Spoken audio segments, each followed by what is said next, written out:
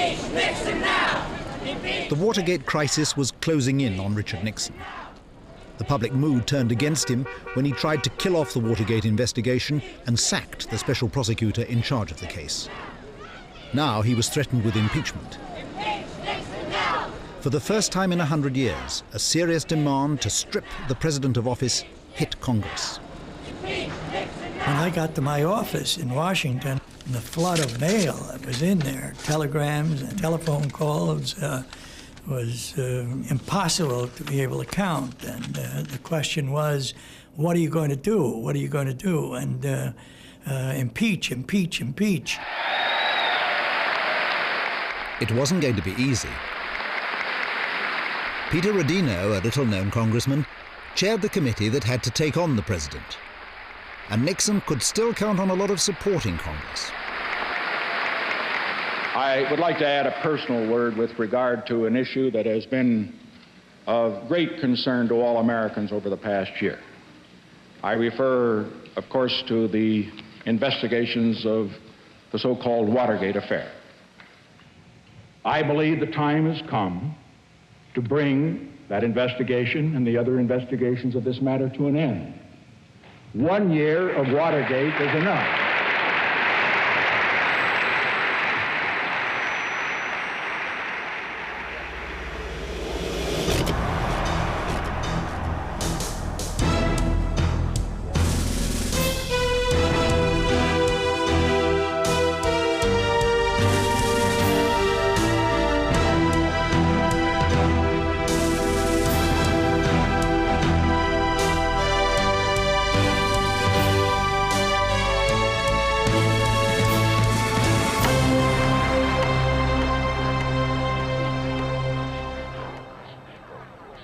This is one of the machines that Nixon had installed to record his office conversations.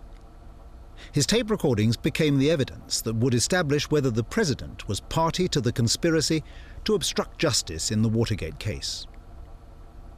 The courts had ordered him to hand over the first of the tapes the Watergate special prosecutor had demanded. The president's attorney, Fred Buzat, went through them. The lawyers started to listen to the subpoenaed tapes in preparation for turning them over, and then Brizard told me, oh my God, we've got a huge gap in one of the tapes. The tape in question was the first recorded conversation between the president and his chief of staff, Bob Haldeman, after Nixon's men broke into the Democrats' headquarters. At the exact moment they turned to Watergate, their voices were obliterated by a hum lasting 18.5 minutes. Nixon's secretary, Rosemary Woods, said she must have erased the tape by accident while transcribing it. She had kept her foot on the tape recorder's pedal control while answering the telephone. The prosecutors asked her to reenact her story. She started to pretend she was typing, and I said, okay, now the phone is rung. What did you do? And she supposedly hit the wrong button on the machine and reached back for the telephone. And as she reached back, her foot came off the pedal, and I was quite shocked because she wasn't reaching that far. And I must admit, I kind of lost my cool, and I, in a rather elevated voice, said, your foot has just come off the pedal. And of course the machine stopped, which meant it was not erasing. She got very flustered but said, well, it's different in my office. It didn't happen this way in my office. It's different in my office. I said to the judge, well, perhaps, Your Honor, we could adjourn to Miss Woods' office. In her White House office, Rosemary Woods was watched by the special prosecutors and a photographer as she desperately tried to keep her foot on the pedal and her hand on the phone. She had to reach way over, far beyond. I don't know if you ever saw the comic book Plastic Man, beyond anything Plastic Man could have achieved. Even in the photograph, you can literally see she's holding on like this, and her knuckles are white as she's reaching for the phone. Now, any normal human being, of course, would have slid their chair, which was on wheels, to the phone and picked it up. It was very hurtful. I remember Newsweek had that photograph. They I don't know why we should never have allowed Newsweek into the White House. I mean, there was just one bungle after another. I don't think anybody could possibly believe that she did it. The question still remains, who did do it? Who is she covering for? Well, we had gone from the technicians in the bowels of the White House over a several-week period up to the chief of staff, Alexander Haig. Ben Venisti, the prosecutor, was asking me with foam coming out of his mouth who had wiped out the 18.5 minutes, and I said, well, it may have been a sinister force. The American press, who was in the room, ran out and said, Haig claims that demons erased the tape, and I started getting letters from demonologists all over the world. Unfortunately for the White House, the technical report was more down to earth. The gap had been caused not by a foot pedal, but by hand. The scientists found that someone had attempted to erase the tape. They had taken 8 separate tries at it. There were 3 people who had access to the tape and the tape recorder. One of them was Rosemary Woods, who used that tape recorder regularly, knew how to use it. There's no one more loyal, no one more honest, no one more efficient than Rosemary Woods, and I am utterly confident that she did not erase anything.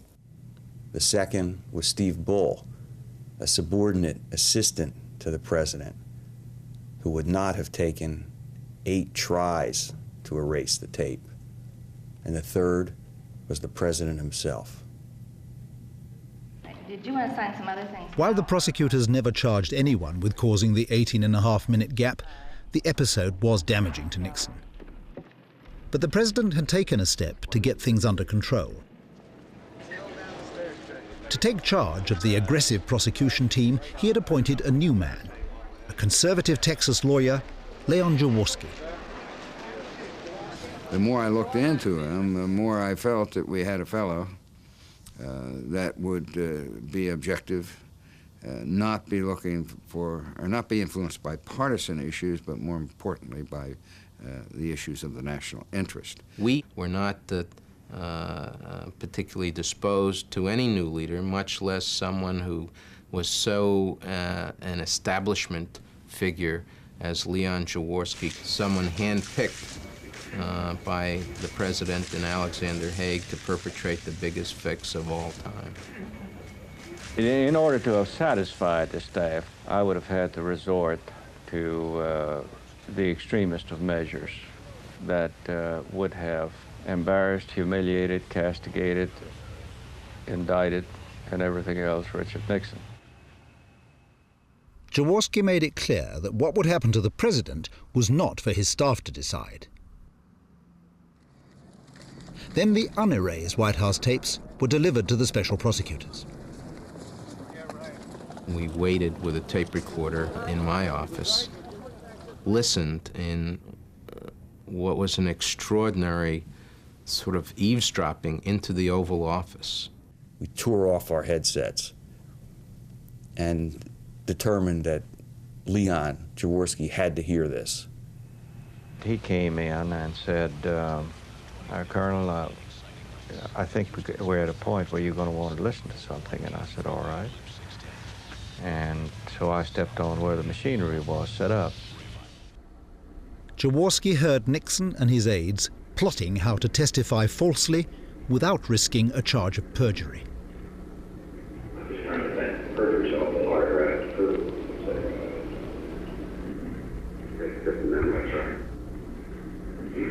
Say you forgot, didn't you? Sure. Sorry. But you can't be here. It's a very high-risk and perjury situation. But you can't say, I don't remember, I can't recall, can't do an answer to that, I don't recall. He was schooling him on how to keep from telling the truth and at the same time not commit perjury, and I knew then that there was some involvement. Leon was very pensive, and he started shaking his head, and he said, "Can you believe the President of the United States coaching a witness on how to evade the truth?" every lawyer, when he talks to a witness who's going before a grand jury, says, be sure that you don't volunteer anything. Be sure if you have any question about anything, say that you don't recollect. Jaworski, an experienced criminal prosecutor, had a different understanding of the law. He asked for an urgent appointment at the White House. I told Haig that in my judgment the president was criminally involved, and told him that he better get the finest criminal lawyers he could find in the country. The honeymoon between the new special prosecutor and the White House was over. One very wintry day, Leon and I went over there, and we had to go to a certain gate outside the White House and wait to be admitted. And we told the guard who we were and that Mr. General Haig was expecting us. The guard called up and came back to us and said, it will be just a few moments.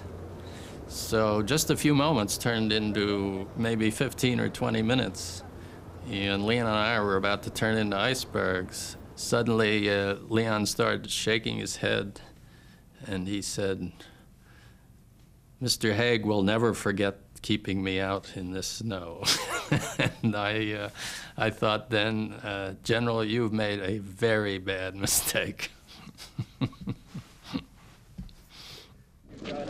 It was the wrong time for the White House to be playing games. Jaworski's team was ready to proceed with a massive indictment against the key Watergate conspirators, but they couldn't agree what to do about the final name on the list.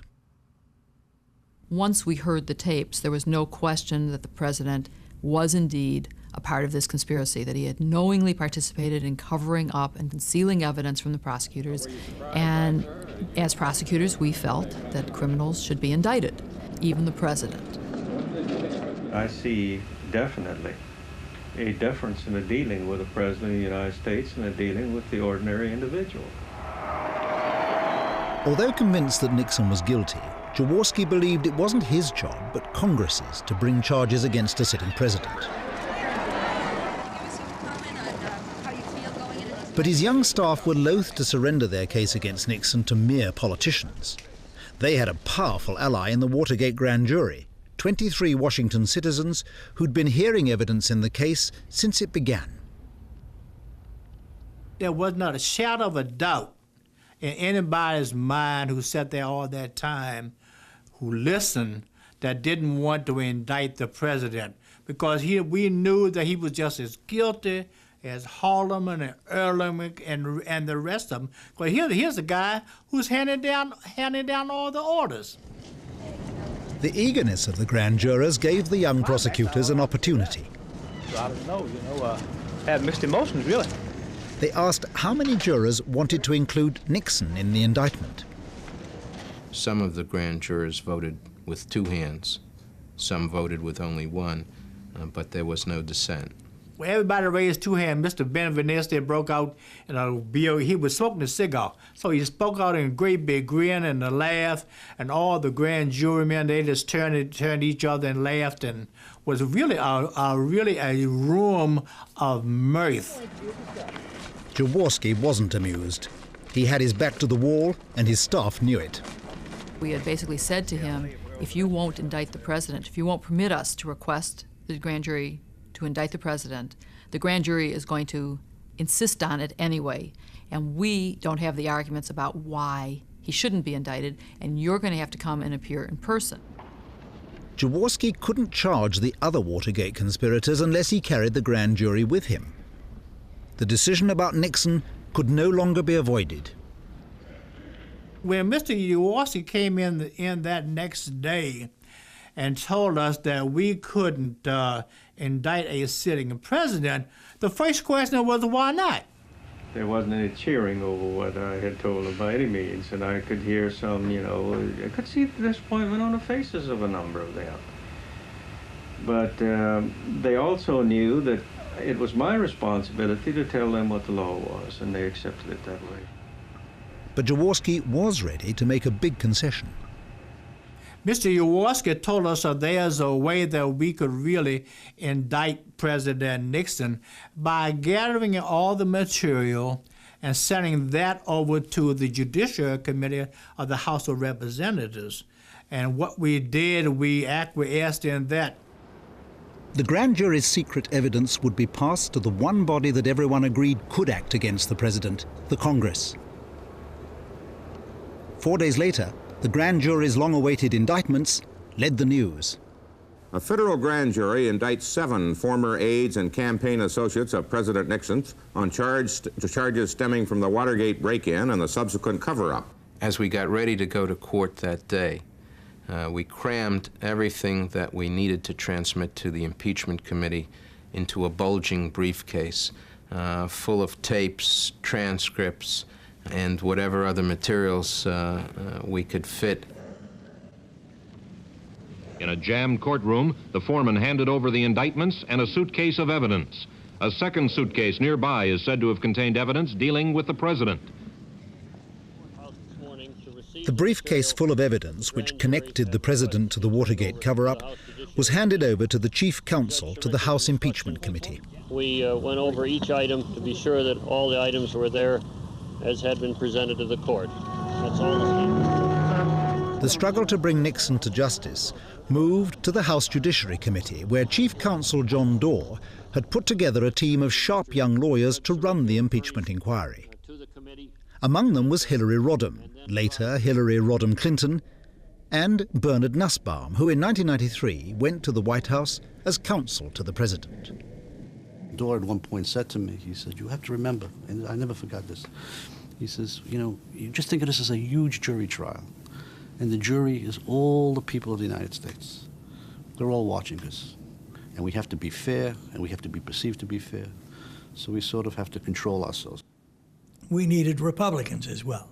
The American people would not have accepted a vote that would have been purely a partisan vote, voting to impeach the President of the United States purely on partisan grounds. It was clear to me that the Democratic majority was bent upon getting the president for any reason.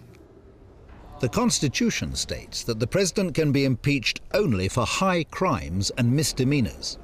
Republicans and Democrats interpreted this archaic phrase to suit their own purposes.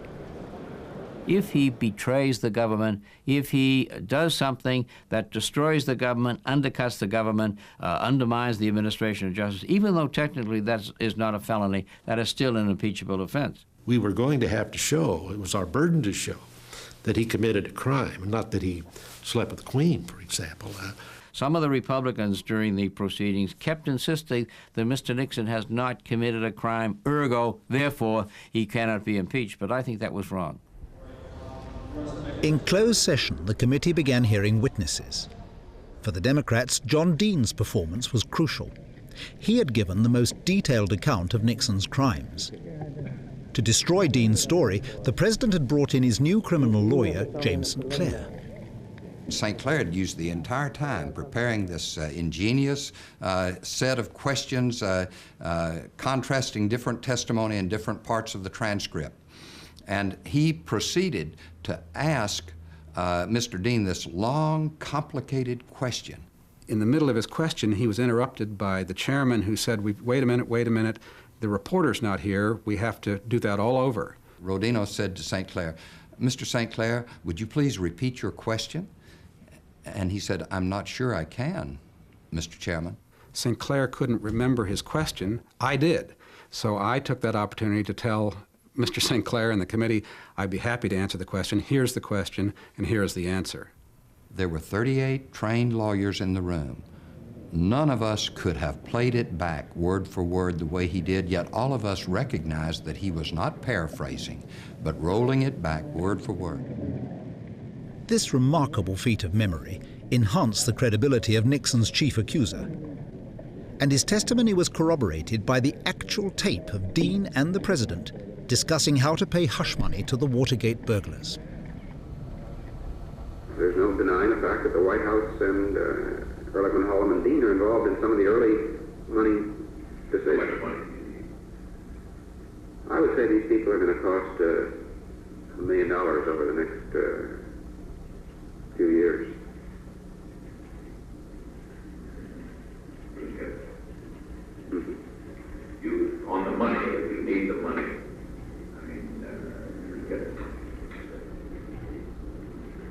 I saw the tapes being played for the committee, and I watched their faces, both Democrats and Republicans.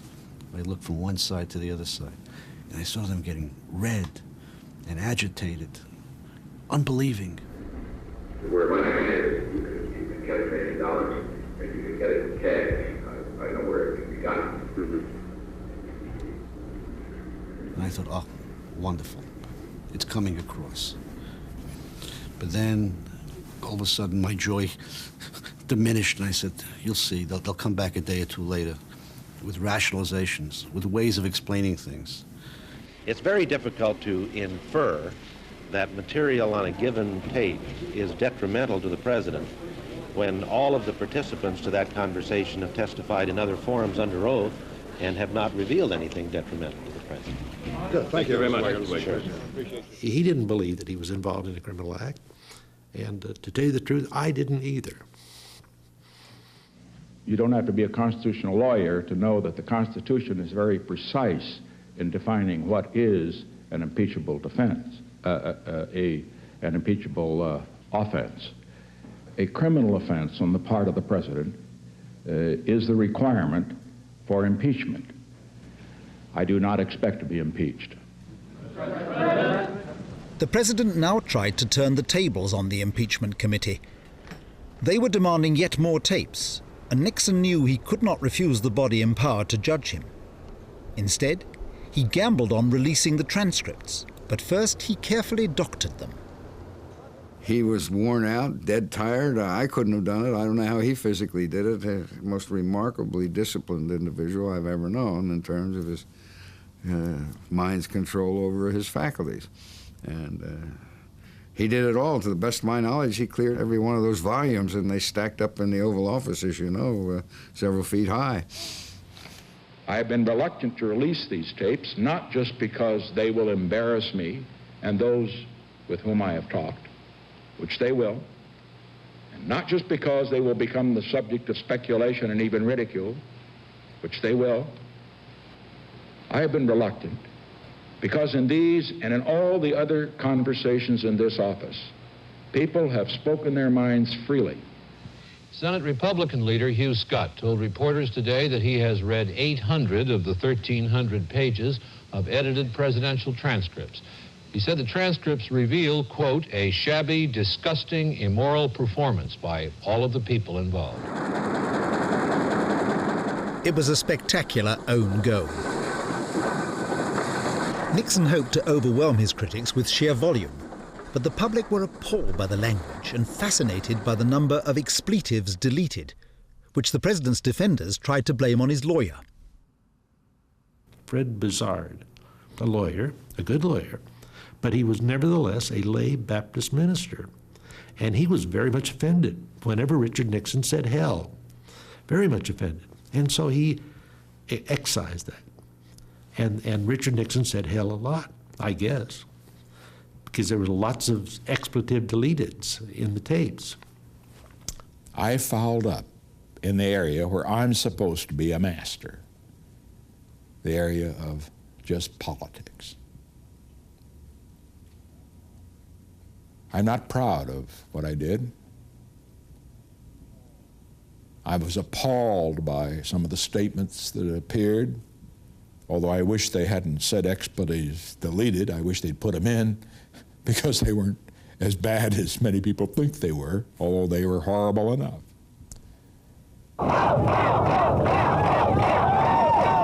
In the big cities, calls for Nixon's resignation mounted.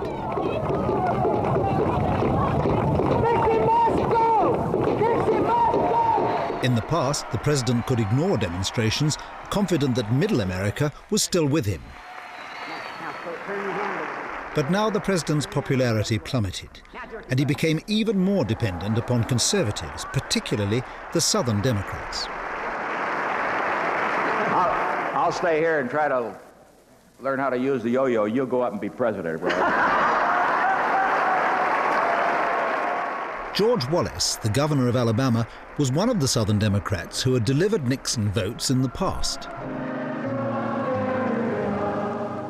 The president was wooing Dixie because he needed their representatives on Capitol Hill.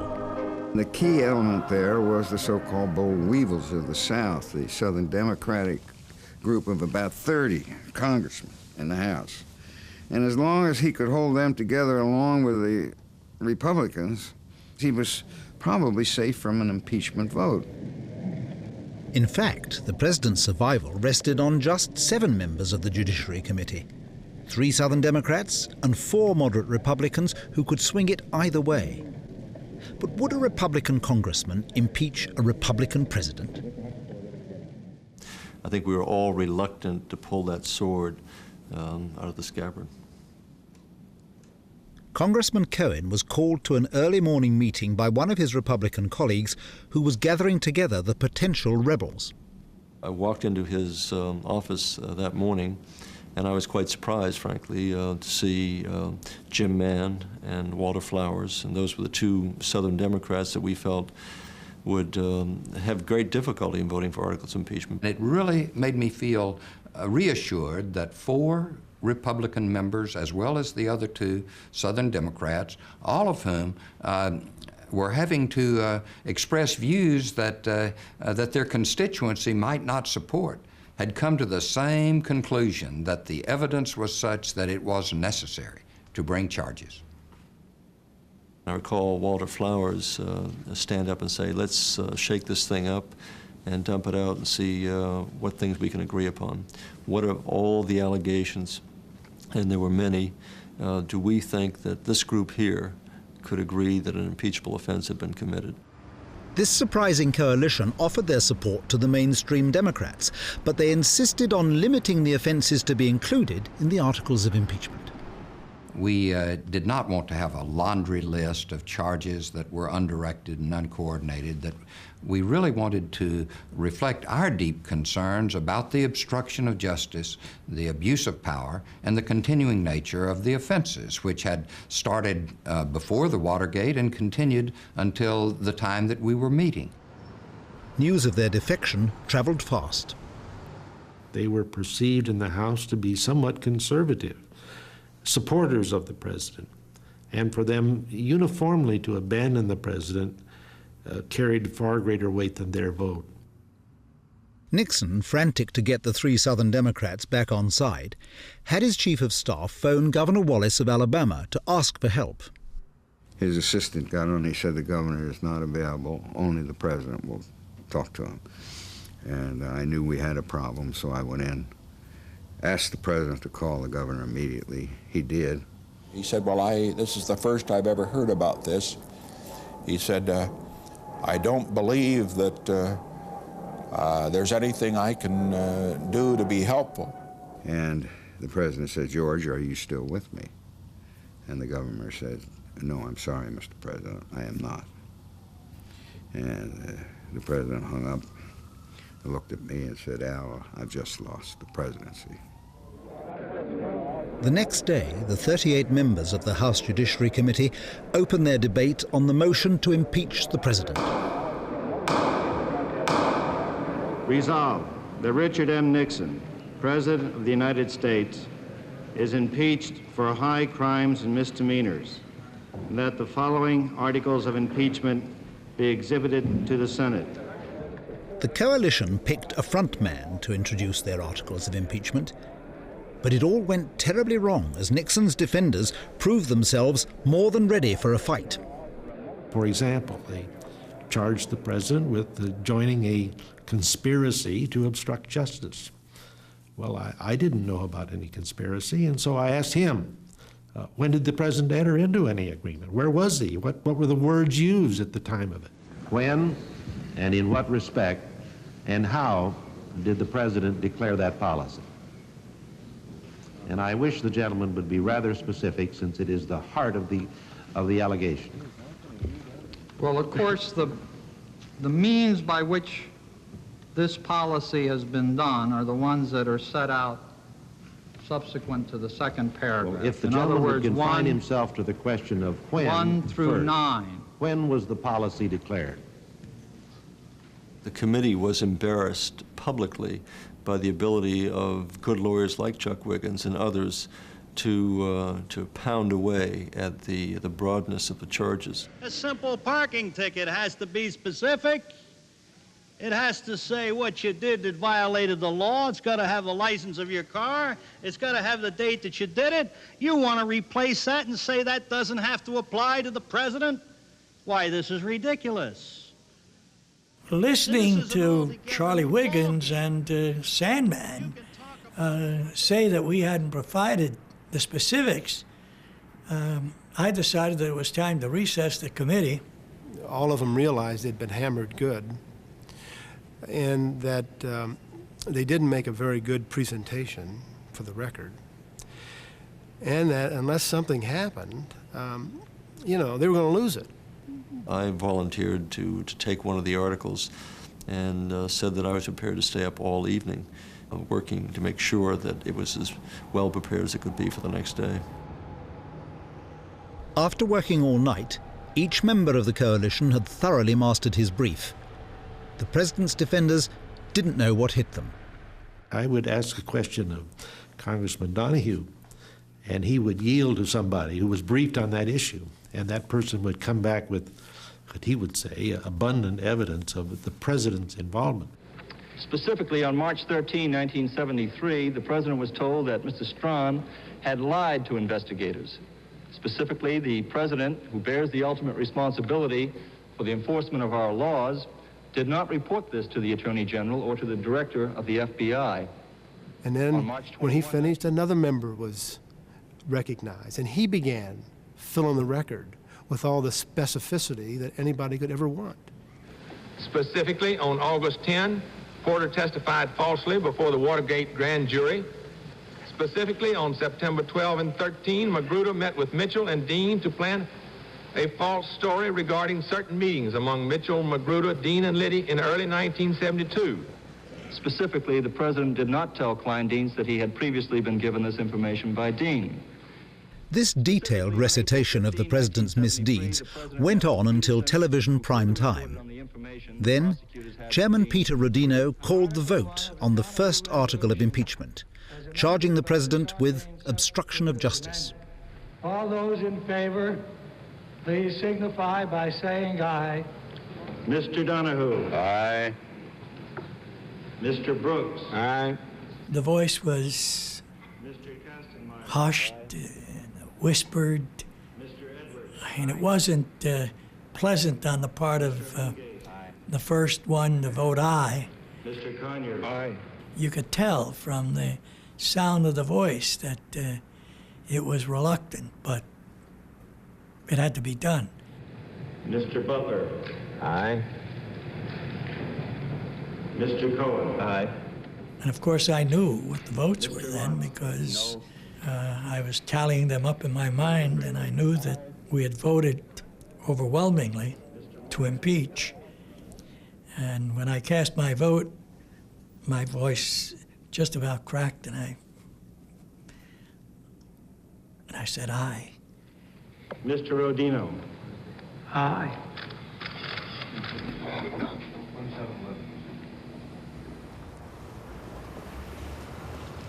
Immediately following the vote, I was traveling into South Arkansas and stopped at one of my favorite places, Ernie Dunlap's store in Kirby, Arkansas, a place where senior members of the community gathered on a bench in front of the store and solved all of the problems of the day, and then again met the next day to solve the new problems of the day. And I always enjoyed going there. On this occasion, as I drove up and parked my car across the street, I was surprised in that every person on that bench got up and left without speaking, going in different directions. I walked over to Ernie and I said, "Ernie, what's wrong?" And he said, "They didn't like your vote to impeach the president."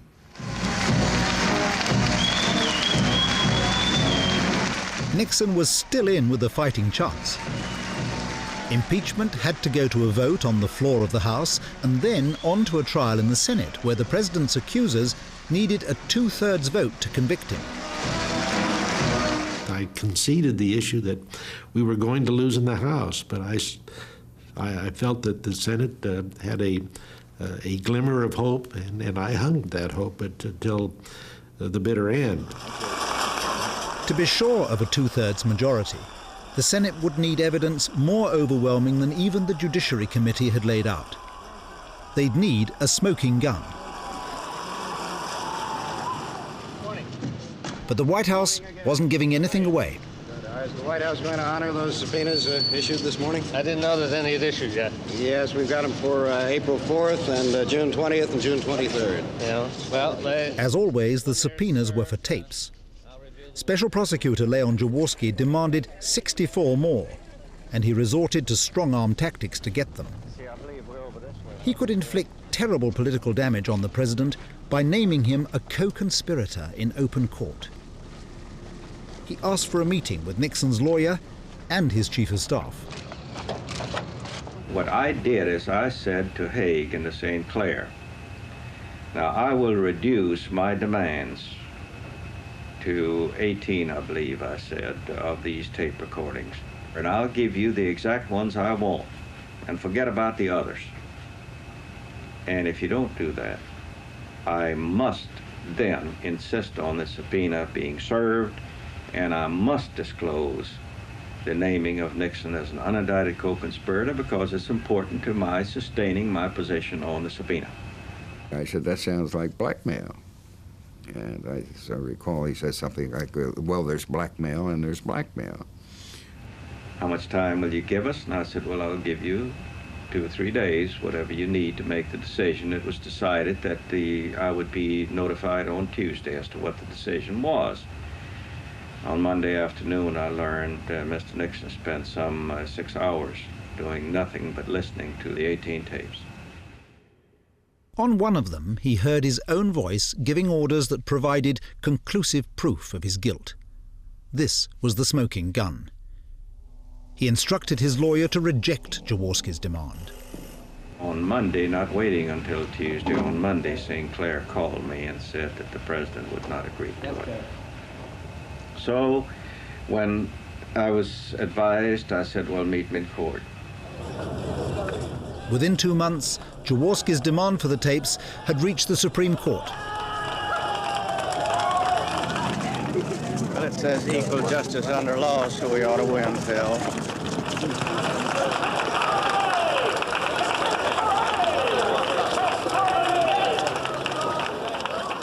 When the court met to hear the case of the United States of America versus Richard Nixon, Leon Jaworski spoke first.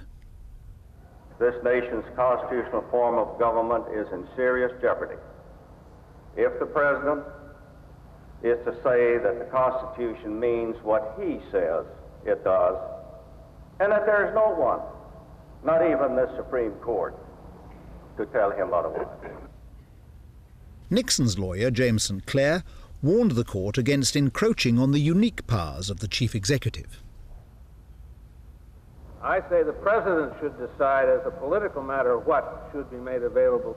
That the court has no right to determine what the executive will offer in evidence.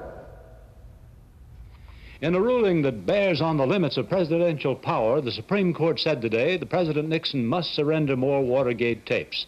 64 tapes sought by the special prosecutor for the Watergate cover-up trial were ordered turned over to Judge Sirica to determine what evidence in them is relevant. The decision was unanimous, 8 justices in concurrence. Now surely the fatal evidence was within Jaworski's grasp. I think the president realized its finality and at the same time asked whether or not there was any opportunity to either survive it or to put a twist on it that would preserve his incumbency, of course. But there wasn't anything. The president had only a few days before the courts, the special prosecutor, and the Congress would hear the tape with the conclusive evidence. He tried to use this time to his advantage. I got a call from Al Haig, who was President Nixon's chief of staff, asking if he could come over and meet with me. I asked to see him alone. But when I got there, Bob Hartman, his pseudo chief of staff at the time, was sitting there with him.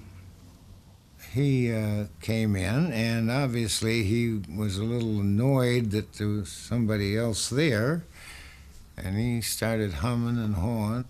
I held back a little, but I did tell the vice president he should prepare himself, that there was a new tape. Al Haig left my office that morning of August 1st, went back to the White House, and then subsequently, right after lunch, he called and asked if he could have a private meeting with me. Haig handed the vice president a list of the options that were open to Nixon. He could resign, he could step aside under the 25th Amendment, one or two others, including the possibility of him resigning in return for me as president granting him a pardon. Vice President asked me about the pardon authority of the president. After that meeting, I met with Bob Hartman, and Bob was always a person who was skeptical and cynical. I said you should have grabbed him by the scruff of the neck and the seat of the pants and kicked his ass out of this office. And then you should have held a press conference and told the world why you did it. Late that night, I got a call from the vice president telling me that our discussion on those, quote, options was a non-discussion. There was to be nothing done, and that he was to have no position on it. Well, I'm not dumb. I knew what had happened. He had shared that information with Hartman. No explicit deal for a pardon was necessary. A tentative approach had been made, and the vice president didn't reject it. Haig had other urgent business. The smoking gun tape was about to be released to the court, and he had to alert the Republicans who were still supporting Nixon. Above all was the Wiggins of California, who had fought so vigorously and courageously for the president. And I told the president I felt it was imperative that we tell him what was in this tape so that he not commit political suicide. The tape was recorded 6 days after the Watergate break-in. Nixon can be heard ordering his Chief of Staff Haldeman to sabotage the FBI investigation.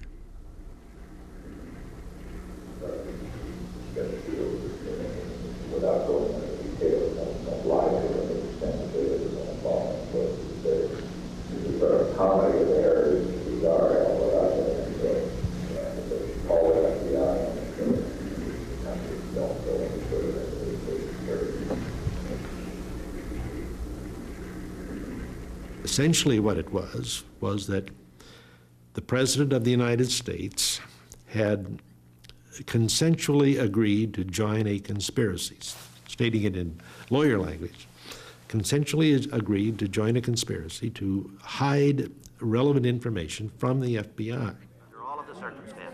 Nixon's staunchest defender called a press conference as soon as the transcript of the smoking gun tape was released.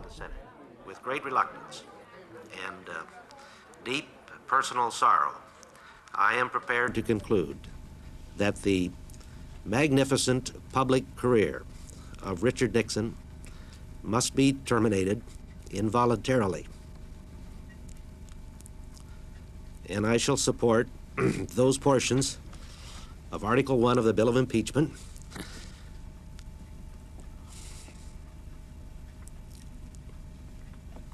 adopted by the Judiciary Committee, which are sustained by the evidence. In the House of Representatives, there is not a member left who thinks the president will not be impeached, and apparently not many who will side with him when it comes to a vote. Before the president made his disclosure of new evidence yesterday, the biggest vote against him in the Judiciary Committee was 28-10. But by today, his 10 supporters had all changed their minds.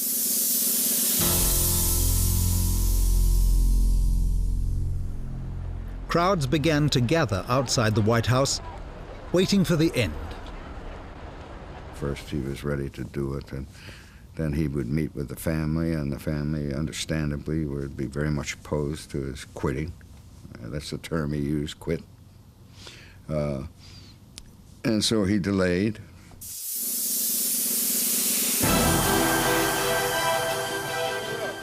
Vice President Ford lunched with senior Republicans at the Capitol Hill Club, and they agreed that Nixon had to be made to face facts.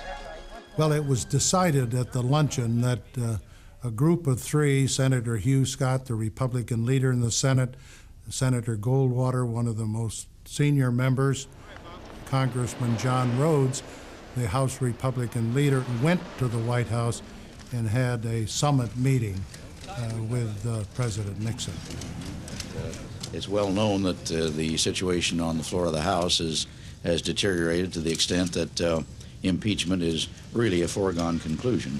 Gentlemen in the Senate, Senator Goldwater told Nixon that out of 100 senators, he had only 4 firm votes left.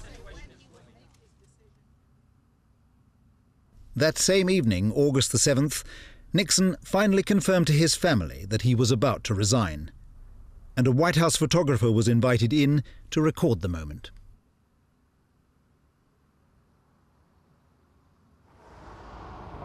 The president began to say goodbye to his inner circle. He said, jail isn't the worst thing in the world. I mean, that's where you can get some peace of mind and a chance to do some good writing, after all. I mean, Gandhi and Lenin and others did a lot of their best writing in jail. Having announced he would resign at noon, Nixon made his farewell speech to his staff. But the greatness comes, and you're really tested, when you take some knocks, some disappointments, when sadness comes. Because only if you've been in the deepest valley can you ever know how magnificent it is to be on the highest mountain. At least for part of the speech, he was looking directly at me. And of course, I could tell that he wasn't looking at me because there's that slightly glazed, half-glazed look of somebody whose mind is behind his eyes, which are simply there, and his eyes are really turned inward on his thoughts. Always give your best. Never get discouraged. Never be petty. Always remember, others may hate you, but those who hate you don't win unless you hate them. And then you destroy yourself. His words, they had a very spontaneous quality to them. It was like the great insight of his whole presidency at the very last moment of his presidency. 1 month after his resignation, Richard Nixon was pardoned by President Ford for all the offences against the United States he has committed or may have committed.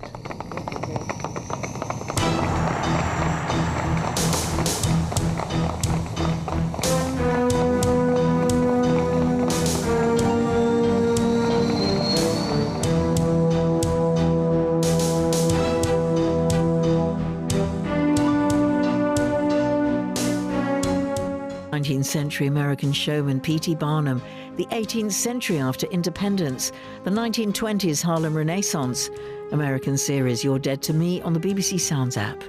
How did the US and Britain get it so wrong about Saddam's weapons of destruction, the chaotic aftermath? The Iraq War is streaming now on BBC iPlayer.